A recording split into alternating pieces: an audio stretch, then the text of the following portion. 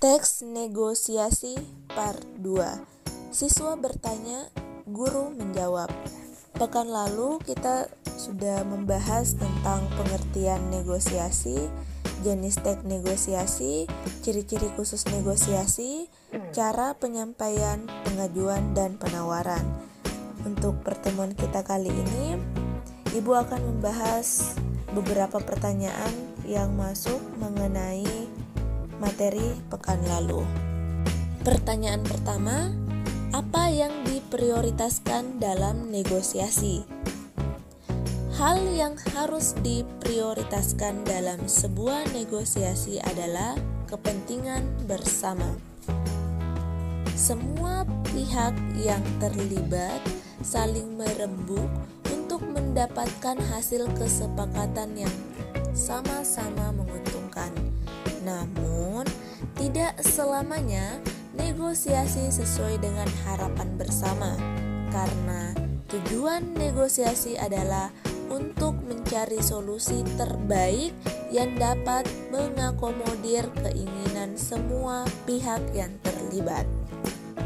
Pertanyaan kedua, apa yang harus dilakukan apabila negosiasi tidak tercapai sebuah kesepakatan?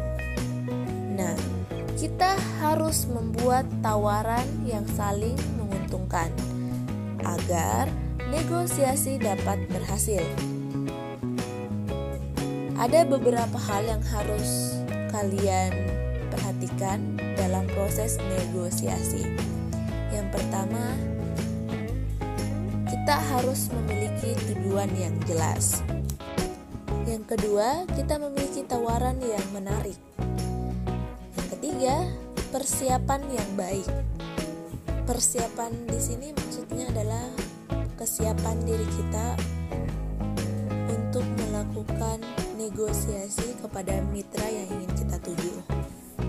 Cara menyampaikan pengajuan dan penawaran diantaranya dimulai dengan argumen yang terkuat dengan didukung oleh sebuah fakta. Maksudnya adalah mulai teks negosiasi dengan sebuah teks yang benar-benar dapat dibuktikan kebenarannya agar argumen kita makin kuat di mata pihak mitra. Dalam satu waktu tidak menyajikan lebih dari 3 argumen. Maksudnya adalah dalam sekali bernegosiasi sebaiknya jangan menyampaikan lebih dari 3 argumen atau pendapat agar negosiasi tidak berbelit-belit. Argumen dibangun dengan hati-hati, mengikat, dan logis. Logis itu artinya masuk akal. Maksudnya adalah kembali pada kaidah pertama, mulai argumen dengan sebuah kebenaran dan susun apa yang harus disampaikan dengan hati-hati agar hasil negosiasi yang diinginkan bisa tercapai.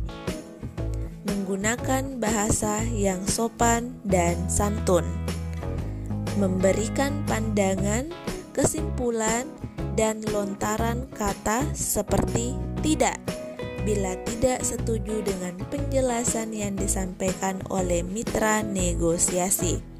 Maksudnya adalah selalu memberikan alasan atau lontaran kata-kata terhadap setiap keputusan yang diberikan mitra bila kita menentang atau menerima sebuah keputusan tersebut.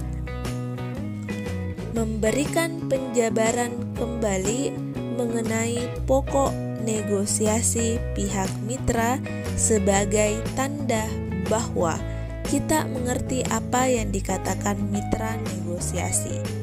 Maksudnya adalah selalu memberikan respon atau penjabaran yang tepat terhadap apa yang telah disampaikan oleh mitra. Bila mitra negosiasi melontarkan kata-kata agar negosiasi dapat berjalan dengan baik. Meminta alasan terkait persetujuan yang dilontarkan, mengapa iya dan mengapa tidak. Maksud kaidah ini adalah meminta mitra negosiasi untuk menjelaskan alasan terkait persetujuan yang dilontarkan.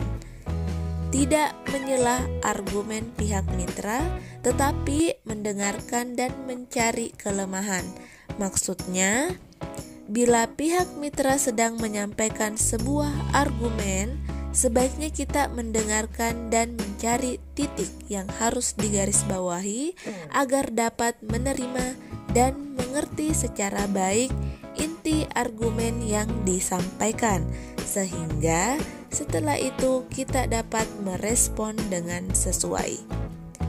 Yang terakhir, hasil kesepakatan tidak merugikan kedua belah pihak terkait.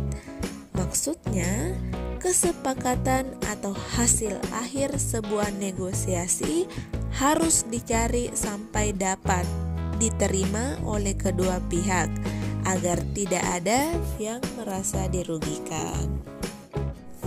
Pertanyaan selanjutnya, saat melakukan negosiasi, bagaimana cara kita untuk mencapai kesepakatan bersama?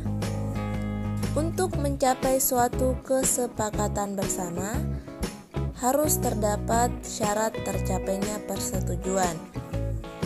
Syarat tercapainya persetujuan diantaranya perlu adanya sebuah kesepakatan. Melakukan persetujuan atau kesepakatan harus didasari dengan tidak adanya tekanan atau paksaan. Kesepakatan harus saling menguntungkan. Sifat persetujuan harus praktis dan dapat diterapkan dalam melakukan sebuah perjanjian. Pertanyaan selanjutnya, apa yang dimaksud dengan negosiator? Negosiator itu adalah orang yang melakukan negosiasi. Apakah negosiasi antara guru dan siswa termasuk negosiasi non-formal? Ya, betul. Negosiasi yang dilakukan antara guru termasuk negosiasi non-formal. Dikatakan non-formal selama tercapai kesepakatan antara kedua belah pihak, tidak perlu adanya tanda tangan bermaterai.